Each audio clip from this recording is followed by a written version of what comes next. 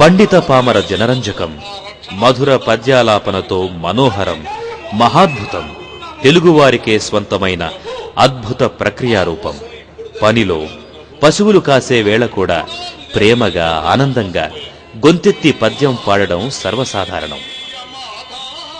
భాష గ్రాంధికమైన, భావం గ్రామీణం, సుగ్రాహ్యం. ఎన్నో గమకాలు పలికిన చెక్కుచెదరని పద్యంపై తెలుగువారికి ఎనలేని ప్రేమ.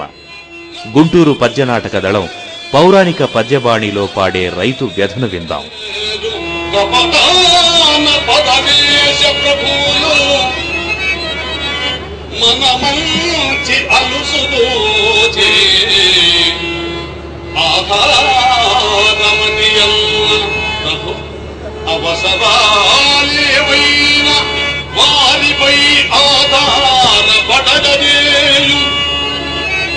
కుట్రలికమైన కనిపెట్టి కూర్చకున్న బ్రతుకులేదయ్య మన దేశ భవితకింకా.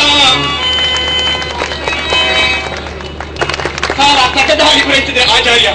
ప్రభు, ఈ విదేశీ కంపెనీలు చేస్తున్న వంచన ఇప్పటికైనా నువ్వు గ్రహించిదిరా? ఎందుకు అనవసరంగా ఆవేశించింది? ఒక వంక తిడుతూనే మరొక వంక ఓదార్చుట నీకే చదివినది. ఇక వీళ్ళని దూరంగా ఉంచుట దేశానికే శ్రేయస్కరం. ఎవరిని ఉద్దేశించి ప్రభావం తప్పుతుంటే ఇది మా దేశ భవిష్యత్తుకు సంబంధించిన అంశం. ఇందులో ఈ వాక్యం అవసరం. మా పరువు తెయ్యు మాట్లాడుతుంది, నా వాక్యం అవసరమవుతున్నారే. ఆహా, మీ మూలంగా వందలాది పత్తి రైతులు ప్రాణాలు పోగొట్టుకున్నాను. మీకు పరువు మాత్రం పోకూడదు. అయినా ఇన్ని కోట్ల మంది జనాభాలో కొద్ది మంది రైతుల చావులను గురించి ఇంత రభస. దేశ హితము కన్నా మీకు పరదేశీ ప్రాపకమే ప్రధానమని బుద్ధువైన ఒక్క ఆంగ్లేయులకు పెళ్ళగట్టవలెనన్నా పట్టినది ఆనాడు 200 ఏళ్ళు.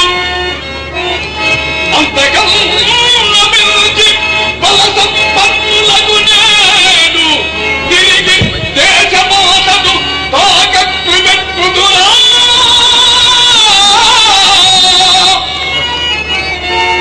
అధికారమిచ్చినది మంచి పాలనకు గాని దేశ అమ్మకానికి కాదు.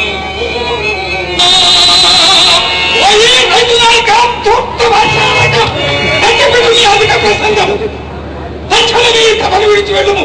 ఇది నా ఆజ్ఞ.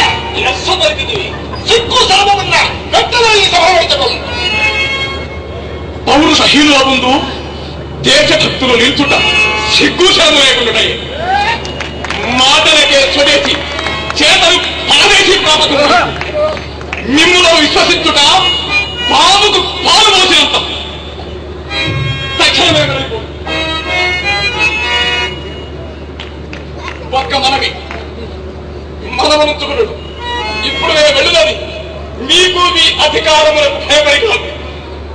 దేశ ప్రజలను చైతన్యపరుచుటకు, ఈ దేశ ప్రజలను చైతన్యపరుచుటకు వారి ఆయుధముగా మలిచి మీ అంతు కాదుటకు ప్రజల తిరుగుబాటు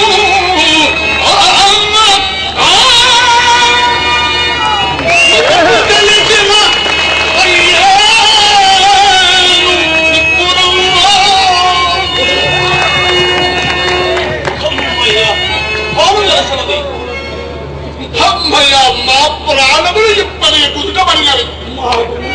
అంతిమ ఘడియలు సమీపించినట్టున్నవి. ఈ సింహాసనం నాకు దక్కుతో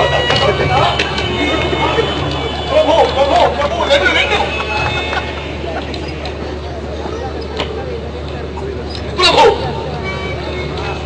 ఎవరికైనా నువ్వు మొక్కిననే కదా దక్కున్నది.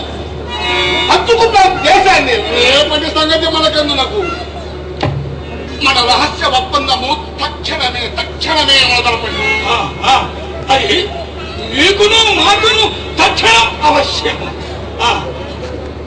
ఇంకనూ మాకు రావలసిన ముడుపులు కృషి బ్యాంకునకు కానీ హైదరాబాద్ బ్యాంకునకు కానీ అటువే.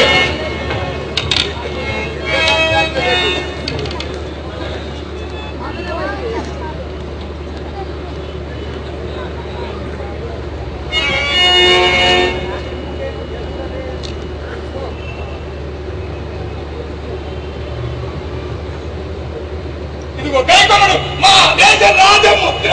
ఇదిగో కైకొనడు మా దేశ రాజముద్ర. అటువే. మా దేశ రాజముద్ర. అటువే. కైకొనడు మా దేశ రాజముద్ర.